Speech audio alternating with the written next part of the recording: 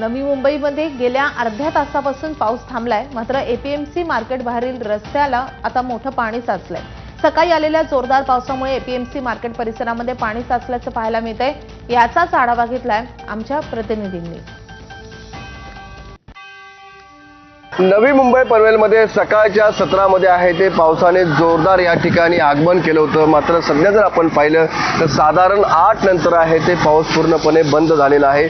सकाळी 7 वाजता आहे ते जोरदार पाऊस पडल्यामुळे एपीएमसीच्या बाहेरचा हा रस्ता आहे, या रस्त्यावरती आहे ते पाणी साचलेलं आहे आणि अद्यापर्यंत या पाण्याचा निचरा झालेला नाहीये। मात्र जर आपण पाहिलं आता पाऊस थांबला असल्यामुळे नवी मुंबई असेल पनवेल असेल या भागामध्ये अजून तरी पाणी साचल्याचं दिसून येत नाही। इतर भागामध्ये आहे ते पाणी साचलेलं नाहीये।